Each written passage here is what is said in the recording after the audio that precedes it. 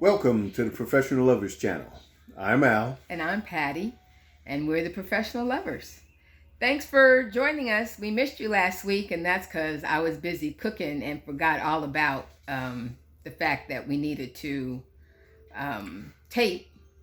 And did you just see a fly try to come into a little gnat? He just wanted to be part of the program. Okay, it's like, excuse me, It's winter time. Yeah. There should be none of that. Well, he just wants to be warm. Anyway, so we missed last week because I was cooking Thanksgiving dinner, and It was great. We hope that you guys had a great Thanksgiving holiday and happy holidays in this Christmas season now that we're in. We're the Professional Lovers, married 27 years, and in that time we've been blessed to be able to facilitate couples relationships, and this gnat is really getting on my nerves. Okay, we've never had that happen before, but anyway, you just got to roll with it. Yeah. So if you are interested in building the best relationship that you can, then you're in the right place, because I think we can help you with that just from our discussion. So if you remember, 2 weeks ago, we talked about kind of the stereotypical issue of ego. Male ego. Particularly as it relates to Black men, and what always seems to be a fragile ego issue. We talked about that. If it's an issue at all, it's always fragile. If it's an issue at all. And we did say that, when we talk about stereotypes are rooted in reality. Mm-hmm. It just becomes a stereotype because you think that everybody in that category deals with the same issue. Or you're placed in that category of what people assume. Yeah. Right. And so we have to give equal opportunity to a stereotypical perception of women. Yes. Especially Black women being seen as independent, opinionated, bossy. I got the word. What? Difficult. Don't need you. Don't need a man. How many times did that neck just roll?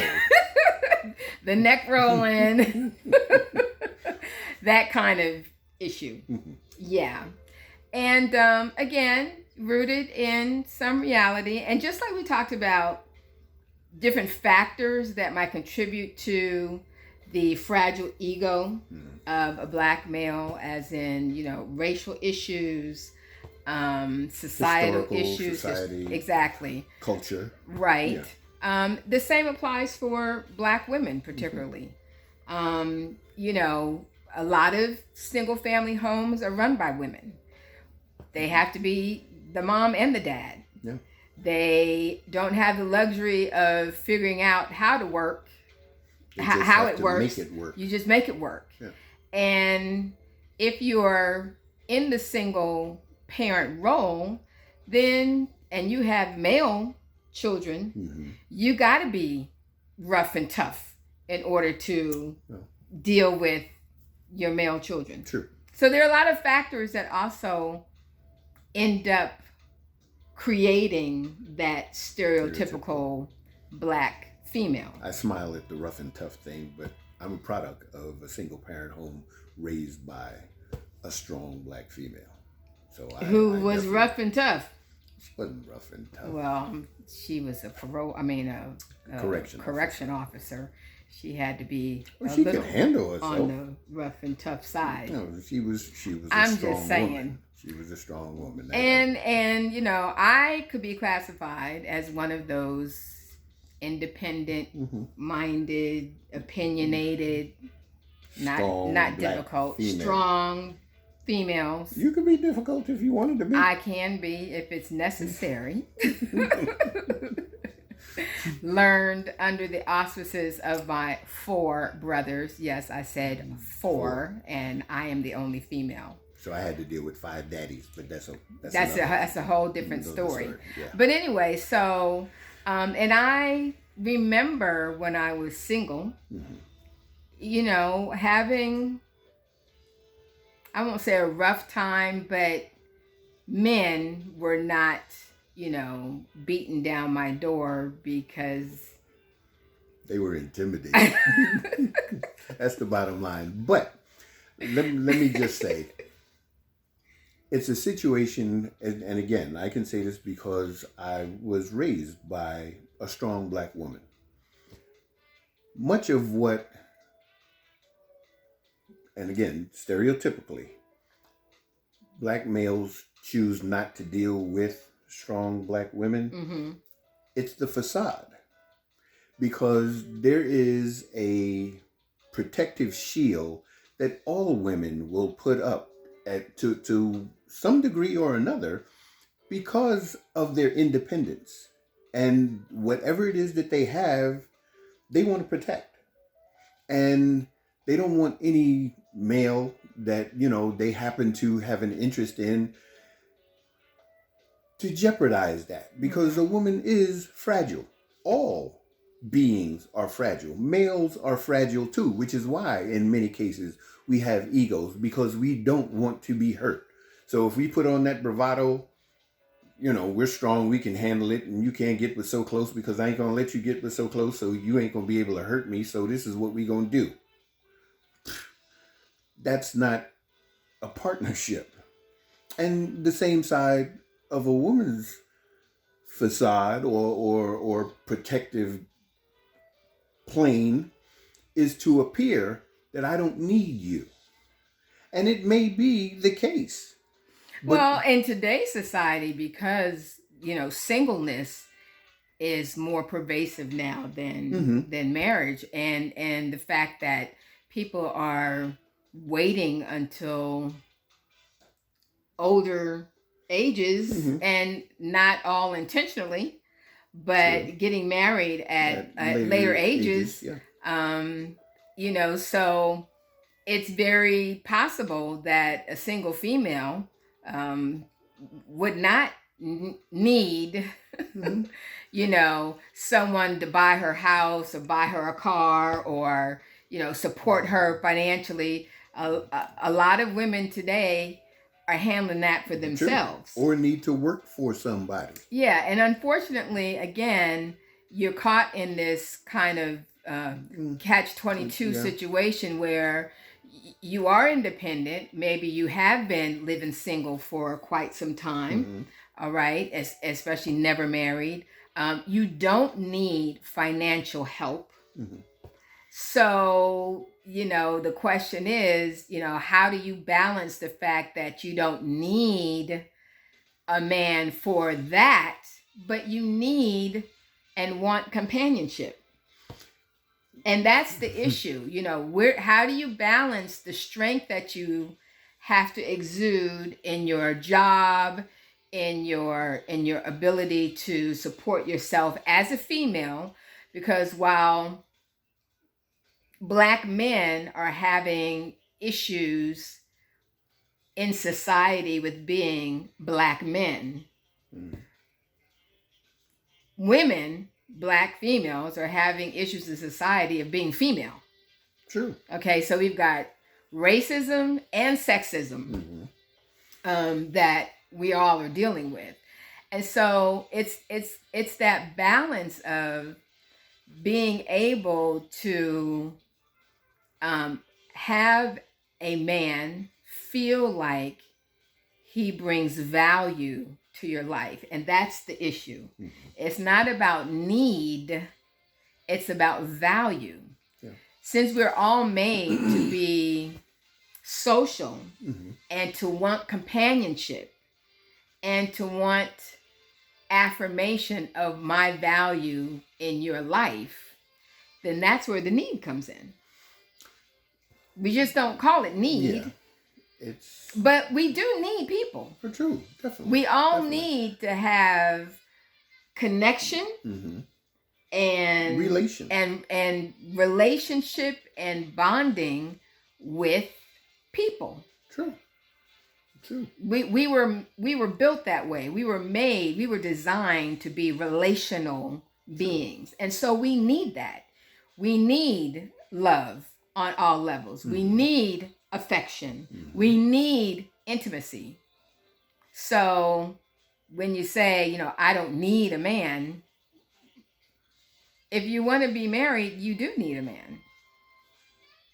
Yeah, well. As in, you need a significant other. Yeah, and that's just being politically correct. You need a significant other. But again, as you indicated, the need then transforms into a want. And for, let's say, that strong-willed, independent woman who places herself in a situation to meet someone, and she's just being who she is and just indicating what she does, what she's about, so on and so forth. A man can choose to be intimidated because she seems to have all of her stuff in order, and what would she need me for? Why not just because she wants to share her life with somebody? Or to find out if she wants to share her life with somebody. And he's doing the same thing. But let me ask you real quickly, though. I remember Steve Harvey saying when he had his show, talking about men and women, that women do not intimidate men. And he was like, stop saying that, because that's not true. Women do not intimidate men. Well, how would you respond to that statement? Do you think that, would you agree or would you disagree? Well, I would probably be more inclined to agree, because... That women do not intimidate men. True. A man may feel intimidated because of his ego. But what can a woman do to a man? I mean, literally, what can a woman do to a man? Well, I mean, if you're talking about it from a physical standpoint, not much. Unless she, is a bodybuilder and bench presses which stuff, yeah. But I mean, is that all we're talking about? Because you've got the physical, which we can't do, but you have the intellectual, and you have the. But I guess why? The professional. And so when you say so then what do you call it when men don't want to deal with the strong, opinionated, non-shrinking wallflower female who is a professional, who has ideas, who has opinions, who's a good thinker, who's intellectual, and all of that? I mean, why is it that type of woman tends to now I don't know what to say. Scare off? Yeah. Scare off a man? Bottom line is, if it's not intimidation, then what do you call it? It's the insecurity of the man. Okay. I mean, and I'm not labeling guys, but if guys are honest with themselves, the only reason why you may be classified as intimidated is because you're insecure in dealing with this individual.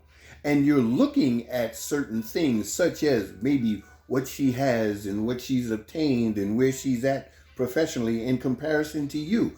Why is that a competition? Now, why can't a female CFO be married to a janitor? Why not? Really, why not? But again, society and stereotypical situations tend to not allow that to take place. And we absorb things in our culture, in our society, to the point where it creates I don't know what to call it, but it creates something within us to say, well, that's not supposed to happen. Well, I mean, that can happen if the couple have the same values, have the same type of drive, have the same goals in progressing and where they want to go. I mean, there has to be enough commonalities and secure self-esteem for that to work, but it could work. But you're right. Society says that, that shouldn't work. It shouldn't work. And so again, from the female side of things, it's really about striking that balance between being, independent, strong, but not overpowering and not playing the control game. And we talked about that before, and we posted that up on our new group, Facebook group page. What role does control play in a relationship, if any? And so just as men could be, trying to prove their worth through, control, women can also be trying to prove their worth. Because from a sexist standpoint, women have been beat down for so long that we're trying to prove our worth, through control as well. And the reality is that if you're trying to create a partnership of a relationship, then nobody has control. Control, really. You're in a relationship because you both want to be there, and you have determined and decided that you want to grow together. And you initially bring what you bring, you expose it, you let each other know, and then from that point, you share your dreams and your desires and your wishes and aspirations, and you agree upon them or you agree to disagree upon them. But again, as a male, if your significant other has a plan, a desire, a goal, if you don't happen to have one, do you restrict her from having theirs? And the same thing from a woman's standpoint, and it's more so the norm for a woman to accept a man's goal and motivate him and stimulate him to do whatever it takes for him to achieve that. But why can't a man do that for a woman as well? Well, and I think that we've proven that can happen. Both things happen. And it's not again, instead of looking at it as a power struggle and control, you're looking at it as a partnership of negotiation and compromise. You look at it as a journey of negotiation and compromise. But because the reality is that when you have goals, and even if you have individual goals, you have your couple goals, you have your family goals, you have your individual goals. Right. And the reality is that both individuals usually can't be going after their goals at the same time. Right. So that's where the negotiation and compromise come in. And, one person, everybody's putting their energy into one person achieving a goal, and then it's the other person's turn, or, however it works out in the relationship. True. But the idea is that even as an independent, strong woman, I have to make you feel that you bring value to me, and vice versa. Well, but I also have to know that I have value to bring. Exactly. Exactly. So, and I can't make you know that. True. And he can't make me know that for myself. Which is where the want comes in. I mean, that's how you express your want to be there. You recognize the value in a person. And you want to be close to that person because now you value that person and what you've shared. And basically that's why 27 years has not felt like 27 years. Mm-hmm. You know, I mean, True. time literally It sounds longer by. than it feels. Really, oh man. I mean, I'd literally say only in the past maybe 7 years or so has it felt like we've been together a good little while. Mm-hmm. You know, but, you know, as we were going through 5 years, it felt like a couple of weeks. I mean, you know, 10 years, 2 years, 3 years, wow, it's been 10 years, 15 years. Wow, 15, it still doesn't feel, you know, and, you know, you start saying numbers like 20, 25, 27, you know, en route to 30. 30. Yeah.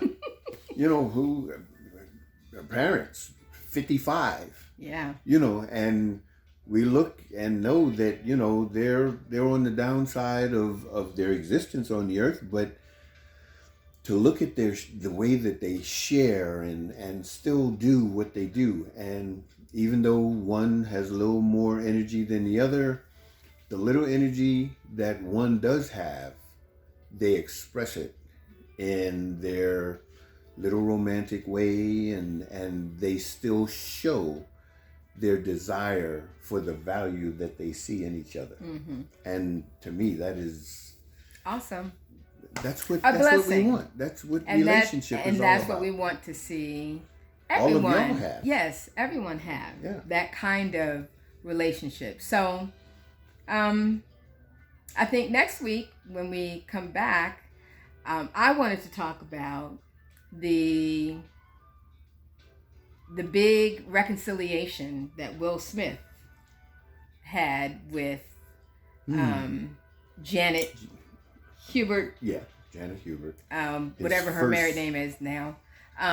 His first mom. The Fresh Prince of Bel-Air. That was a huge thing within the last 2 weeks of that reconciliation. And if anybody's a Red Table watcher like I am, he took himself to the Red Table and talked about that with a psychologist. And there were a lot of good points that he brought up in that discussion that is really good for relationship. Oh, it's yeah. phenomenal. So we're going to talk about that next week. Again, in our in-between stage, waiting for Married at First Sight to get started again, and they've revealed the couples. And so they're starting to kind of hype that up. But until then, you know, we're talking about regular relationship issues and hoping that you get something out of them, something out of this. If you are, like us, subscribe, pass the word along.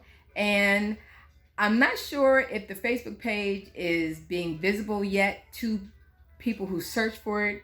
It hasn't been. I don't know why, because it is set on, you know, visibility public to everyone. But anyway, I will put the link at the bottom of the description of this video, and that way if you want to join our Facebook group page, please do, so we can get kind of started with some discussion. Yeah. Until then, have a great week. Continue to stay safe, and please. From a public health standpoint, wear a mask. You know, COVID cases are rising. This is not a political issue. It's a health issue, and we want you and your family to stay safe. True. So, until then, peace. Enjoy.